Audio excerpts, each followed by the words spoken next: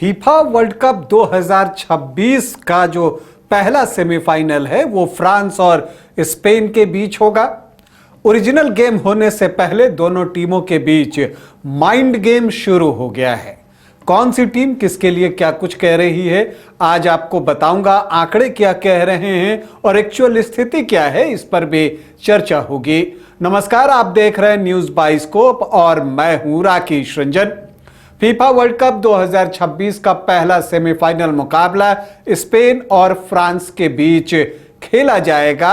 मुकाबला आज रात 12:30 बजे से शुरू होगा, भारतीय समयानुसार 12:30 बजे, यानी कि तारीख जो है वो 15 की हो जाएगी। लेकिन अगर इस मुकाबले की आप बात करें तो ओरिजिनल गेम शुरू होने से पहले दोनों टीमों के बीच माइंड गेम शुरू हो गया है। दोनों एक दूसरे पर मनोवैज्ञानिक दबाव बनाने की कोशिश कर रहे हैं। जहां स्पेन के जो खिलाड़ी हैं वो जो है फ्रांस के ऊपर दबाव बना रहे हैं, बार बार ये बातें कह रहे हैं कि हमें फ्रांस का कोई डर नहीं। वहीं फ्रांस के कोच ने ये कहकर सबको चौंका दिया कि सेमीफाइनल मुकाबले में स्पेन ही फेवरेट है। तो ये बातें कहकर एक मनोवैज्ञानिक दबाव डालने की कोशिश फ्रांस के कोच के द्वारा स्पेन के ऊपर है, ताकि मैच का जो दबाव है वो स्पेन ले। दूसरी तरफ अगर आप स्पेन के खिलाड़ियों को देखें तो लामिन यमाल जो हैं वो कहते हैं कि हमने आखिरी 2 मैच जो है वो फ्रांस को हराया है और ये बात फ्रांस की टीम भी जानती है। उन्होंने कहा कि अगर फ्रांस को किसी से डर है तो हमसे है। उन्होंने ये भी कहा कि हम देखते हैं कि क्या होता है, पर हमें कोई डर नहीं है। तो लामिन यमाल ये बात कहते हैं। और आपको बता दूं कि जो फ्रांस और स्पेन के बीच आखिरी 2 मुकाबले हुए हैं उसमें दोनों ही मुकाबलों में स्पेन की टीम जो है वो विजेता रही है। यूरो 2024 के सेमीफाइनल में स्पेन ने फ्रांस को शिकस्त दी थी और यूएफा नेशंस लीग के सेमीफाइनल में भी स्पेन ने फ्रांस को शिकस्त दी थी। अब ये फीफा वर्ल्ड कप का सेमीफाइनल है तो एक और सेमीफाइनल, और इसलिए स्पेन जो है बार बार उन 2 हार को याद दिला रहा है फ्रांस को, जो उसको सेमीफाइनल में स्पेन के खिलाफ मिली है। लेकिन अगर आप फीफा वर्ल्ड कप की बात करें तो फ्रांस और स्पेन के बीच 2006 में मुकाबला हुआ था और तब जो है फ्रांस की टीम 3-1 से मुकाबला जीतने में सफल हुई थी। वो राउंड ऑफ 16 का मुकाबला था और फ्रांस ने स्पेन को विश्व कप से बाहर किया था।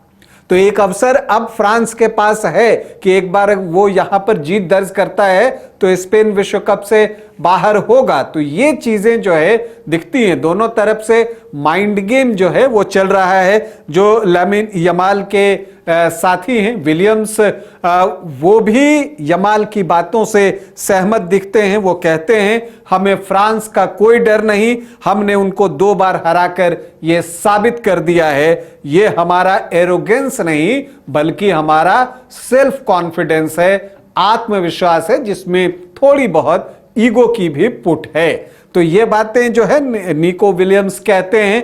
अब पाउ क्यूबार्सी जबरदस्त टीनेजर हैं लेकिन डिफेंडर हैं और जबरदस्त रहे हैं इस विश्व कप में। उनको एम्बापे का सामना करना है और ये बात वो कहते हैं कि देखिए एम्बापे की क्वालिटी के बारे में पूरी दुनिया जानती है, लेकिन अगली लाइन में वो कहते हैं कि हमें एम्बापे का कोई डर नहीं है।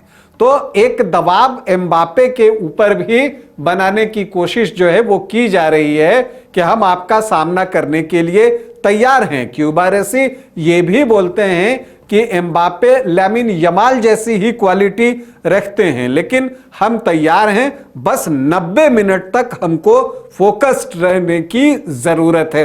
तो स्पेन की तरफ से इस तरह के बयान आ रहे हैं।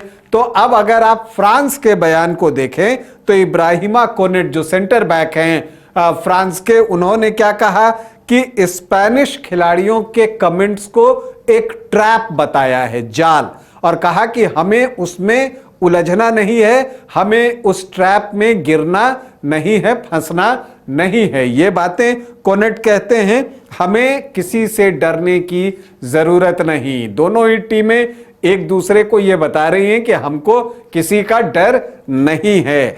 फिर उन्होंने कहा कि वो जो चाहे कह सकते हैं, कर सकते हैं, लेकिन हम जितने बेहतर तरीके से तैयारी कर सकते हैं हम वो कर रहे हैं।